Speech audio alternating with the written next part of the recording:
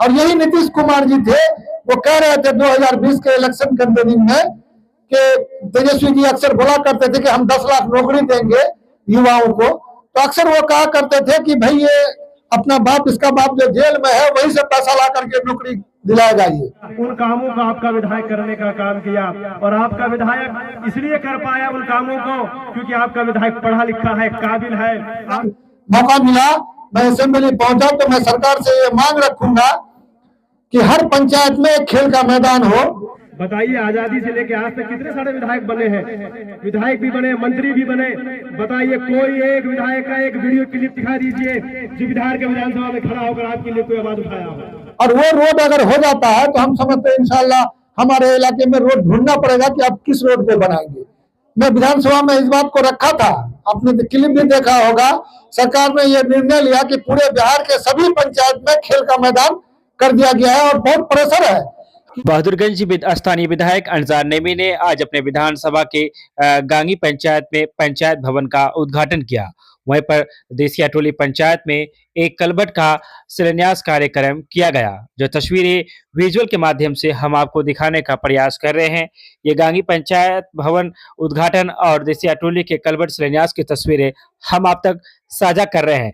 आज के दोनों कार्यक्रमों में वहां के स्थानीय जनप्रतिनिधियों की मौजूदगी रही, वहां के अवामों की मौजूदगी रही, काफी तादाद में लोगों की संख्या रही। इस खास मौके पर जनता को संबोधित करते हुए बहादुरगंज के विधायक अंजार नईमी ने कई महत्वपूर्ण बातों को जनता के समक्ष रखा है।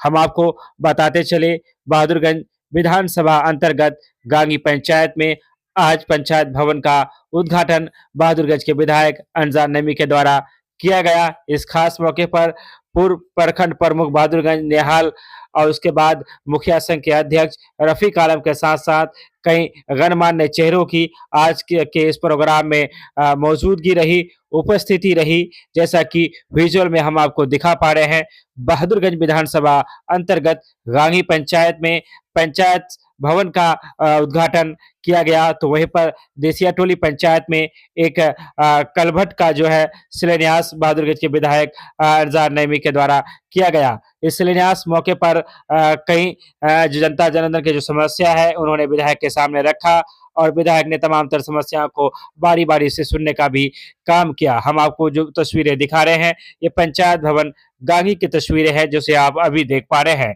इस तरह से दोनों कार्यक्रमों में लोगों की एक काफी तादाद रही। अभी आप के मोबाइल पर जो स्क्रीन आ रहा है वो देसिया टोली कलभट शिलान्यास का की जो है तस्वीरें है वो हम दिखा रहे हैं। तो चलिए आप वीडियो में अंत तक बने रहें और आगे हम आपको दिखाने वाले हैं कि आज के इस खास मौके पर बहादुरगंज के विधायक अंजार नईमी ने जनता से बात करते हुए क्या कुछ अहम बातें आज के इसमें। पूरे विधानसभा में 10-12 पंचायत में बन गया था और लगभग 20-22 पंचायत में बाकी था, तो हम समझते हैं कि 2 साल के अंदर सभी जगह कंप्लीट हो जाएगा। जब कंप्लीट हो जाएगा और सारे स्टाफ यहाँ बैठेंगे, चाहे वो आरटीपीएस का हो, चाहे वो कहते हैं कि कर्मचारी हो, चाहे वो जो भी विभाग इस संबंध में पंचायत लेवल के जितने भी पदाधिकारी हैं अगर बैठेंगे तो हम समझते हैं लोगों की जो परेशानी खत्म हो जाएगी। अभी जो एक मसला अभी बता रहे थे कि हमारे यहाँ सबसे ज्यादा बच्चियों को पढ़ाने के लिए जो मसला आ रहा था, तो पहले गिने चुने हाई स्कूल हुआ करते थे हमारे यहाँ, चाहे Gangi high school, Bahadurganj high school, Tulsiya हुआ, तेराघाट हुआ, यानी नामचीन जगह पर ही हाई स्कूल हुआ करता था। तो हमारी बच्चा बहुत मुश्किल से प्राइवेट से चाहे फगड़िया करके या मौलवी करती थी या मैट्रिक करती थी, लेकिन आज बहुत खुशी की बात है कि हमारी बच्चियां +2 तक अपने पंचायत अपने घर से आराम से कर लेती है। लेकिन अब दिक्कत यह हो रहा है कि +2 करने के बाद उसको ग्रेजुएशन अगर करना है, क्योंकि अभी ऑनलाइन अप्लाई करना पड़ता है, जिस कारण उसको चाहे तो मधेपुरा का सिलेक्शन हो जाता है या भागलपुर हो जाता है, या में बच्चियां पढ़ नहीं पाती है। बच्चे किसी तरह तो पढ़ लेते हैं लेकिन बच्चियां पढ़ नहीं पाती है। तो हमने सरकार से बल्कि विधानसभा में क्वेश्चन भी किया और सरकार को यह मशवरा भी दिया है कि आप हर प्रखंड में इंटर काउंसिल की कॉलेज हुआ करते थे पहले, जिसमें इंटर तक की पढ़ाई होती थी, तो उन लोगों को स्थगित कर दिया गया है। बीच में उन लोगों को +2 जो हो रहा था, क्योंकि वहाँ स्टूडेंट नहीं हो पा रहा था, क्योंकि हर पंचायत में जब +2 का पढ़ाई होने लगा तो ऐसे जो इंटर काउंसिल से जो कॉलेज थे उसमें अब बच्चे बहुत कम होने लगे थे, क्योंकि उन लोगों को बच्चे के हिसाब से पैसा मिलता था। तो हमने सरकार को चिट्ठी भी लिखा है, विधानसभा में क्वेश्चन भी किया, और उम्मीद है कि सरकार इस बात पर गौर कर रही है कि बहुत जल्द उन ऐसे इसको जितने भी नियरेस्ट यूनिवर्सिटी है, यूनिवर्सिटी से जोड़ करके अगर ग्रेजुएशन की पढ़ाई की जाए तो हम समझते हैं हमारे बच्चे बच्चियां बहुत आराम से ग्रेजुएट हो जाएगा। तो देखिए इंशाल्लाह उस पर भी काम चल रहा है। चूंकि इलेक्शन कैंपेनिंग के दौरान में चूंकि बच्चे जगह जगह खेला करते थे, तो मैं अक्सर बच्चों से कह रहा था कि मुझे अगर मौका मिला, मैं असेंबली पहुंचा, तो मैं सरकार से ये मांग रखूंगा कि हर पंचायत में एक खेल का मैदान हो। आप अगर पटना उटना जाते होंगे तो देखे होंगे कि हमारे वहाँ के जो नौजवान है या पढ़े लिखे नौजवान है, अक्सर रोड के साइड में बड़ा बड़ा मैदान सब है जहाँ वो प्रैक्टिस करते हैं। और अक्सर जो आप देखेंगे कि पुलिस लाइन में मैक्सिमम लड़का, चाहे उधर बेगूसराय, सहरसा, उधर का ही लड़का आप देखिएगा पुलिस लाइन में ज्यादातर आता है। हमारे यहाँ का लड़का चूंकि प्रैक्टिस नहीं कर पाता है, तो ऐसे ही इसमें चूंकि सरकार को शायद मैं विधानसभा में इस बात को रखा था, आपने क्लिप भी देखा होगा, सरकार ने यह निर्णय लिया कि पूरे बिहार के सभी पंचायत में खेल का मैदान कर दिया गया है। और बहुत प्रेशर है कि मतलब इलेक्शन से पहले पहले सभी खेल का मैदान तैयार हो जाए। अभी चूंकि घोषणा भी कर दिया और काम भी चल रहा है, बहुत जगह सिलेक्शन होकर के मनरेगा के तहत उसमें अभी बाउंड्री का भी काम हो रहा है। तो आप अगर देखिएगा कि ये 1.5-2 साल पहले का मेरा क्लिप होगा, हमने सरकार से ये मांग रखा था। और रहा सवाल विकास का, कि आप देखे होंगे कि ऐसे ऐसे रोड जो रोड बहुत पहले बन जाना चाहिए था, या जो पुल बहुत पहले बन जाना था, वो सब नहीं हो पाया। हमने विधानसभा में एक एक मामले को संज्ञान में लेकर के विधानसभा में क्वेश्चन किया। आज उसका नतीजा ये है कि सारा पुल पुलिया या रोड जो बड़ा बड़ा था, जो ऐतिहासिक कहिए कि हो नहीं रहा था, वो सब काम हो गया। क्योंकि हम लोग जब आपका 3 पंचायत हम लोग का दिघल बैंक का भी है, तो इलेक्शन के दौरान हम लोग वोट मांगने के लिए जा रहे थे इलेक्शन कैंपेनिंग में, तो कहते कि अगर जीतिएगा ये पुल अगर बना दीजिएगा, गुरुमरा घाट का पुल, तो आपको ये हमेशा के लिए आपके साथ रहेगा। लेकिन वो भी पुल हमने बनवा दिया। काम उम्मीद है कि इंशाल्लाह बरसात से पहले पहले वो एक ही पुल नहीं, 2 पुल अब आपका उस नदी पर 2 पुल हो गया वहां। तो वहां क्या आपका लोधाबाड़ी देखिएगा कि जब आपका सैयद शाहनवाज साहब यहाँ MP थे, तो अपने चाहे वो ये MP फंड से या जैसे भी वो किए थे, एक पुल बनाए थे, जो पुल अभी कंप्लीट वो परको पायल इसका था, शायद वो लोहा वाला पुल था, तो वो बनाए थे वो, मतलब तो वो अभी बन के अभी आप उसमें उद्घाटन करते हैं, क्योंकि उसका अप्रोच ही कट गया, नदी की धारा दूसरी तरफ से चले गई, तो पुल ऐसे ही खड़ा रह गया। तो वहां के लोग काफी दिनों से पूरे उम्मीद कर रहे थे कि बनेगा, लेकिन आज तक नहीं बन पाया। हमने विधानसभा में इस बात को का क्वेश्चन रखा, और अब वो भी पुल तैयार शुरू हो गया है। हो सकता है कि बरसात, चूंकि लंबा पुल है, तो हो सकता है कि बरसात से पहले नहीं हो, या पूरा ठेकेदार तो बता रहा है कि बरसात से पहले ही हम कंप्लीट कर देंगे। तो उम्मीद है वो पुल भी हो जाएगा। इस तरह का आपका बहादुरगंज टेरागाछ रोड आप अगर देखिएगा, तो हम लोग जब जीत के आए थे तो वही स्थिति आज हो गया है उस रोड का। तो मालूम किए जब विभाग में, तो मालूम हुआ कि टेंडर हुए 2015 में टेंडर हुआ है, लेकिन ठेकेदार अब तक काम नहीं कर रहा है। जब विभाग को हम लोग चिट्ठी लिखे जीत के आए, तो चिट्ठी लिखे भी क्या कारण है जो नहीं हो रहा है, तो बताया कि ठेकेदार काम नहीं कर रहा है। उस पर फिर लिखा पढ़ी किया गया, तब जाकर के ठेकेदार जैसे तैसे काम किया, लेकिन उसका आज तक पेमेंट नहीं हुआ, चूंकि काम ढंग से किया नहीं। फिर हमने सरकार से मुतालबा रखा, विधानसभा में बार बार क्वेश्चन किया, तब उसका नतीजा ये है कि 218 करोड़ से वो रोड बनने जा रही है, और टेंडर भी हो गया, जिसमें 80 करोड़ का जमीन सिर्फ एक्वायर होगा, और चौड़ीकरण के साथ बनने जा रहा है। चूंकि वक्त लगेगा सारा, चूंकि जमीन का एक्वायर का काम चल रहा है।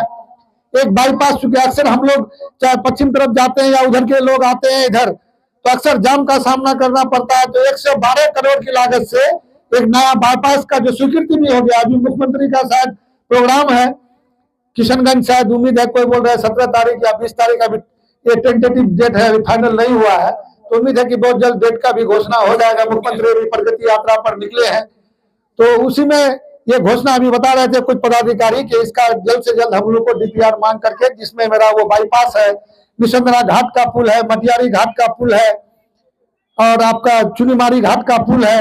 मेरा उसमें 6 या 7 काम में 4 काम मेरा ही है, तो उसमें शायद मुख्यमंत्री घोषणा करेंगे उस दिन, या शिलान्यास करेंगे, ऐसा कुछ संभावना है। अगर ये हो जाएगा, और अभी आज से करीब 15-20 दिन पहले की बात है कि विभाग से फोन आया कि एक वेबसाइट है, कोई भी काम ऐसा मुखिया के द्वारा किया गया हो या समिति के द्वारा किया गया है, वो काम अगर जर्जर हो गया तो उसका लिस्ट भेजिए।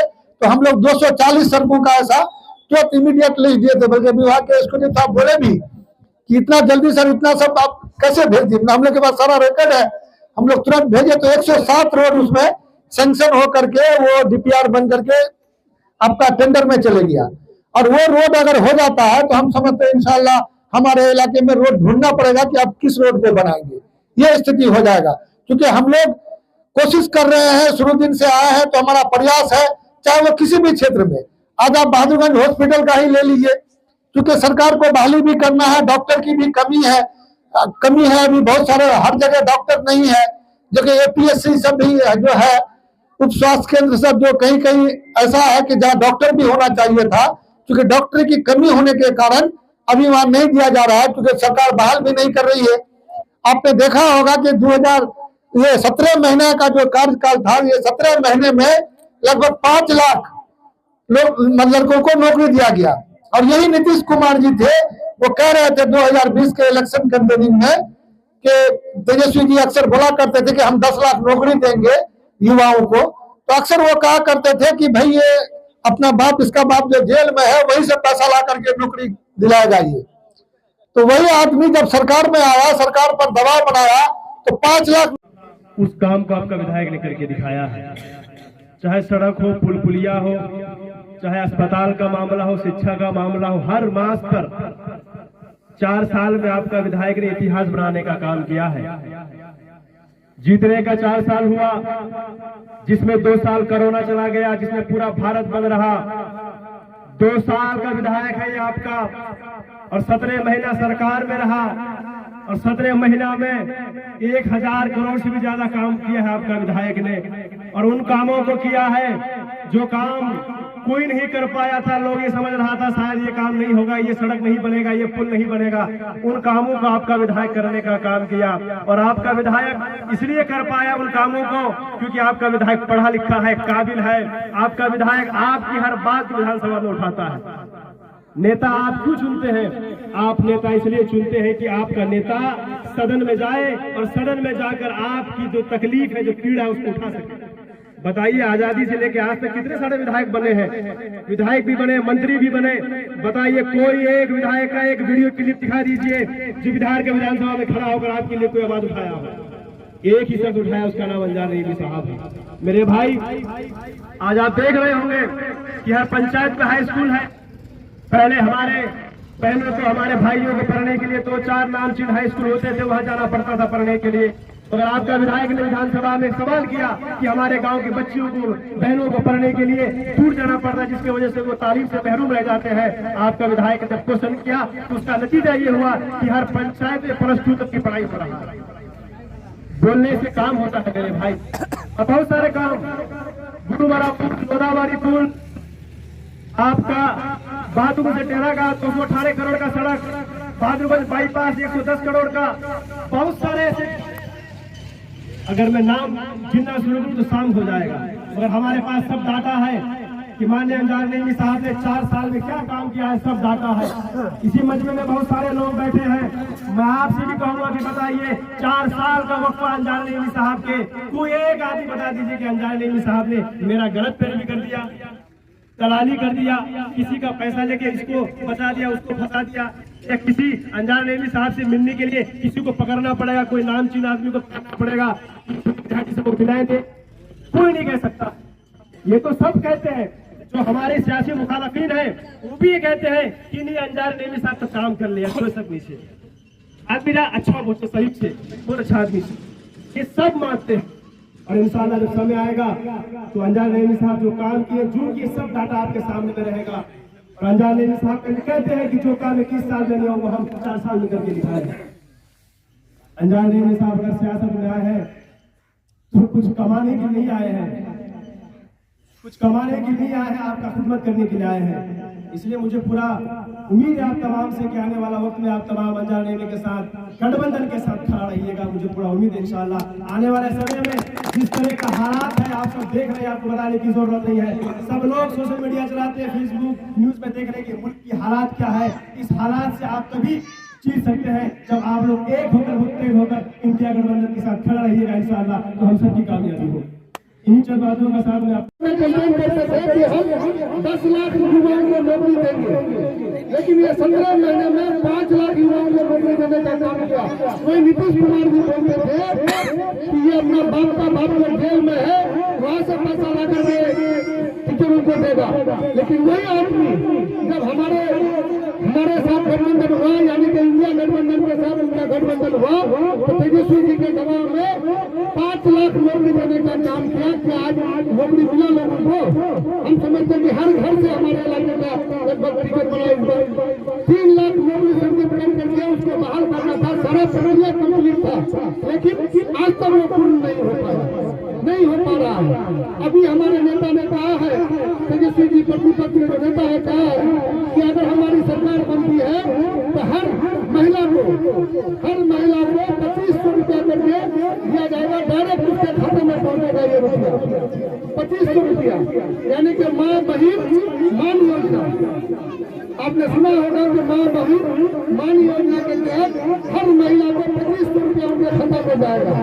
और उन्होंने ये भी कहा है कि 400 रुपया कर वो ये मिलता वृद्धा पेंशन, कि अगर हमारी सरकार बन गई तो 1500 रुपया हर आदमी को वृद्धा पेंशन मिलेगा। जो 400 रुपया मिलता था वो बढ़ा करके 1500 रुपया कर दिया जाएगा।